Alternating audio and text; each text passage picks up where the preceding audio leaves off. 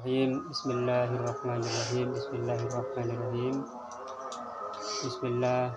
Bismillah. Bismillah. Allah. Allah. Allah. Wala haula wala quwwata illa billahil aliyyil azim. Rasulullah bersabda, "Man tabah qabla an tatlu'asy syamsu min maghribiha taballahu alaihi." Bahwa barang siapa yang bertaubat sebelum matahari terbit dari barat, maka Allah menerima taubatnya. Hadis riwayat Muslim, Rawahu Muslim. Nah, di dalam Thariqah Karkariyah ini menunjukkan bahwa taubat itu berhubungan dengan langit. Jadi ada hubungan antara taubat dengan langit. Kenapa langit? Karena Allah berfirman, Allahu nurus samawati wal ardi, bahwa Allah adalah cahaya langit dan bumi. Langit, jadi sudah tidak berada di bumi lagi orang yang bertaubat, tapi dia sudah berada di langit. Langit yang keberapa? Karena langit kan terdiri dari 7 lapis langit. Nah, Allah berfirman, fa idza syaqqatis samaa'u fakanat wardatan kaddihan. Surat Ar-Rahman, surat yang ke-55 ayat 37. Allah berfirman bahwa ketika langit itu terbelah, maka ia seperti wardah, bunga kaddihan. Jadi ketika seseorang bertaubat, maka langit itu terbelah. Berarti orang yang bertaubat itu berada di langit yang pertama.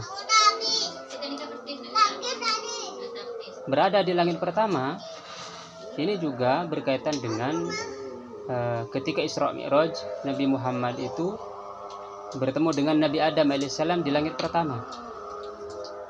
Nah, Nabi Adam sudah maklum bahwa Nabi Adam itu bertaubat kepada Allah Subhanahu wa taala, lalu diterima taubat Nabi Adam alaihissalam.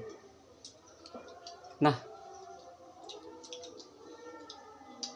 mengenai langit ini, pertanyaan besarnya adalah apakah kita meremehkan atau sangat memperhatikan mengenai langit ini? Ini di langit pertama. Kalau bertaubat, maka Nabi Adam itu mendapatkan wa'allama Adam al-asma'a kullaha. Jadi orang yang bertaubat, dia berada di langit pertama, lalu dia mendapatkan ilmu asma, ilmu nama-nama. Lalu kalau kita sudah berada di langit yang pertama, maka bagaimana kita untuk naik pada langit kedua? Nah, di langit kedua itu kita harus di dalam sebuah riwayat kalimatuhu wa ruhuh. Jadi menjadi kalimat Allah dan ruhnya. Berarti dia Nabi Isa. Nah, maka ada para wali itu ada yang berkata, sirtu Isa zamani. Aku sudah menjadi Nabi Isa zamannya, bukan nabi tapi. Ada juga sirtu Musa zamani. Maka kalau seseorang dia sudah menjadi kalimatuhu wa ruhuh, lalu dia memiliki anugerah dari Allah untuk syifa, untuk menjadi rahmat, ihyaul mauta misalnya, berarti dia sudah berada di langit kedua. Jadi kembali ke awal bahwa langkah pertama seorang salik itu adalah bertaubat. Man la taubata lahu la maqama lahu. Jika dia tidak bertaubat, maka dia tidak berusaha untuk mendekatkan diri kepada Allah. Lalu setelah bertaubat,